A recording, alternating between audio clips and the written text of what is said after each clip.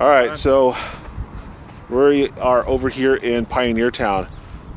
Pioneertown is where they shot like a lot of like old Western stuff. You've never been here, so No, first this time. this is going to be awesome. I think you guys are going to like this.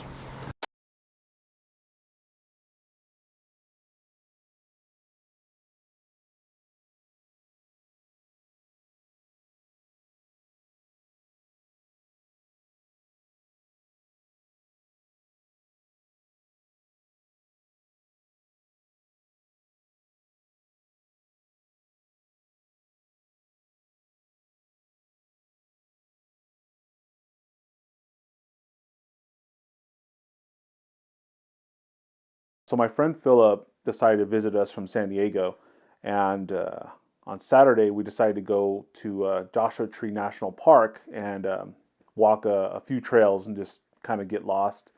And we had a pretty good time, but I think he had a much more fun time visiting Pioneertown. Pioneertown to me is like time traveling without a DeLorean.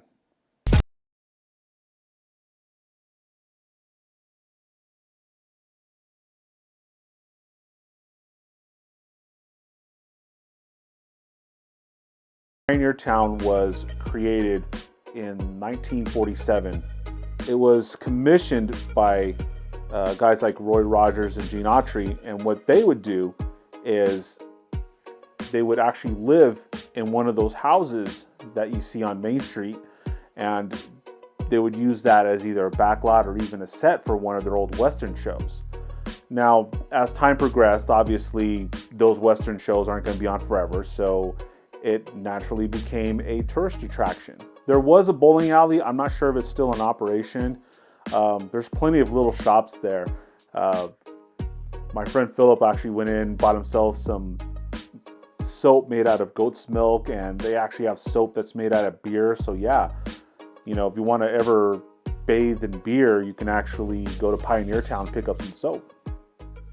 Yeah, she's telling me that soap's made from goat milk, you said? Some of it, Oh, not wow. all of it. I make it all, but some is made from beer, Oh, wow. some from wine. I'm sure hipsters will love that. Well, you know, it's interesting because beer and wine soaps actually, because of the sugar and the alcohol, sugar is a natural lathering agent, so it actually adds lather to this soap. So who would have guessed that there would be a benefit, right? Yeah. For putting beer and wine in soap?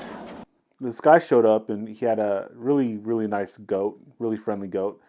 And he asked Philip and a couple other people if they would be willing to help him carry a couple of kids, baby goats, from his car to the little petting area or little area where I guess he sells them.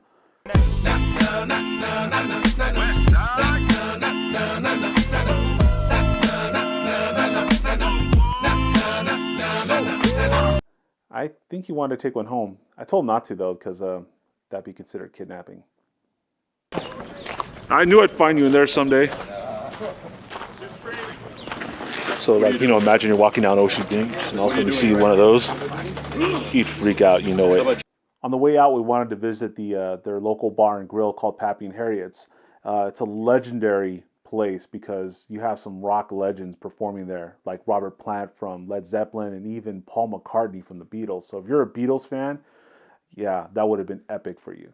But it was really, really filled up that day, and not everybody wanted to be on camera, so I couldn't get much footage there. It's funny, when I was looking up information for Pioneertown, I read an article by the San Diego Reader, and the author mentioned that this was a very bizarre experience. And yeah, that kind of makes sense because though San Diego has an old town like Pioneertown, it's much more commercialized. I mean, you're not going to see anybody living in the Whaley House. Now in Pioneertown, it's an actual town. It is a real, authentic, Old West style town with a few satellite dishes because, well, cable doesn't go there. The people there are just very friendly and very inviting. And if you ever decide to go down to Pioneertown, which I do recommend you do, stop in some of the stores, say hello. they'll always have some type of story to tell you or something about the history of the town that's really informative. So what was it like, man? Pretty cool. I noticed some people live in the historic area, which is interesting. Bought some soap made with goat's milk, and I got to carry a goat.